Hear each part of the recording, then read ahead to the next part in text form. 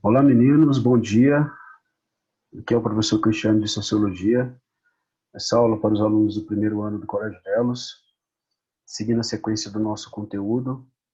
O tema de hoje é o desenvolvimento do trabalho no Brasil, né, que é um tema extremamente polêmico e, ao mesmo tempo, faz parte da construção da nossa história.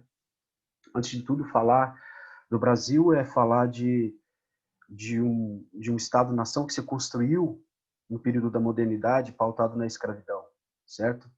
Então, quando nós estabelecemos ali o processo de expansão marítima comercial e a colonização do Brasil, nós podemos dividir a colonização do Brasil em um período chamado pré-colonial, que é o período que vai de 1500 a 1530, e o período que é chamado colonial, que é o período que vai de 1530 até o processo de transferência da família real portuguesa para o Brasil em 1808.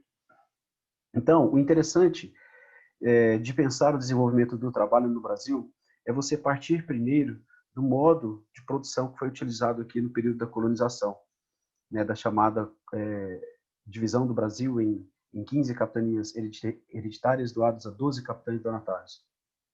Ali optou-se pela mão de obra escrava, uma mão de obra escrava basicamente da África Ocidental, né, negros africanos que foram escravizados a título de utilização de uma mão de obra para o processo de construção, né, das riquezas e do Estado Nacional Brasileiro. Então, falar no desenvolvimento do trabalho no Brasil, antes de tudo, é falar desse negro escravo que veio e trabalhou desde o século XVI até o século XIX, onde no século XVI ele trabalhava ali no conceito da produção de cana-de-açúcar na lavoura ou no comércio entre o século XVI e o século XVII.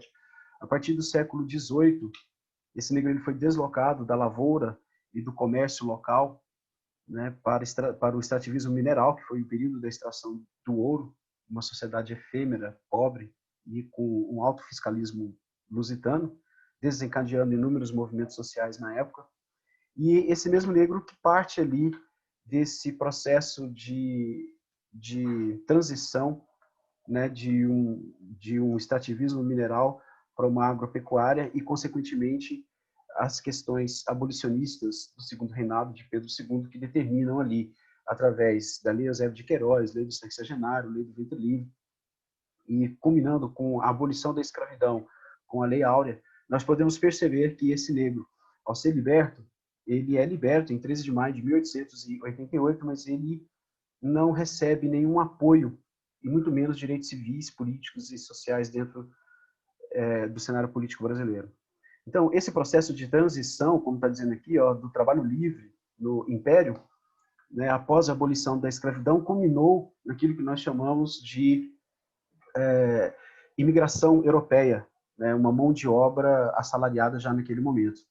Obviamente, o processo de desenvolvimento do trabalho no Brasil ele vai ter uma significância maior ali em meados da década de 30, com Getúlio Vargas, quando Getúlio Vargas, através de um golpe de Estado, né, retirando a velha oligarquia do poder, né, destituindo ali o que nós chamamos de política do café com leite, Vargas se estabelece no poder e ali ele cria a chamada CLT, que é a Consolidação das Leis Trabalhistas, que é, na verdade, uma cópia da Carta de Lavoro Fascista de Benito Mussolini, trazendo direitos ao trabalhador, como salário mínimo, 13º, férias, licença maternidade, descanso remunerado.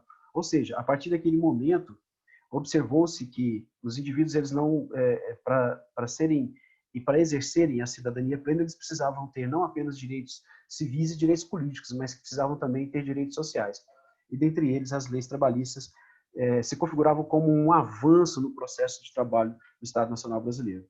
Né? Aqui, ó, do controle estatal sobre os sindicatos à defesa da autonomia. Então, essa questão, né, da industrialização e da modernidade, da abolição da escravidão, trouxe pautas importantes que são pautas relacionadas à dignidade humana no que diz respeito ao trabalho.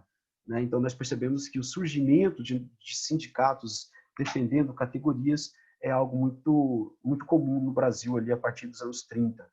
Né? E aqui nós temos a ameaça do trabalho análogo à escravidão no Brasil de hoje, ou seja, que é uma realidade que nós iremos discutir nas próximas aulas, que é a escravidão contemporânea no mundo moderno. Né? Agora, uma das coisas que mais atacam essa questão da dignidade humana em relação ao trabalho no chamado direito social, é a política neoliberal que nós estamos estudando ao longo desse semestre.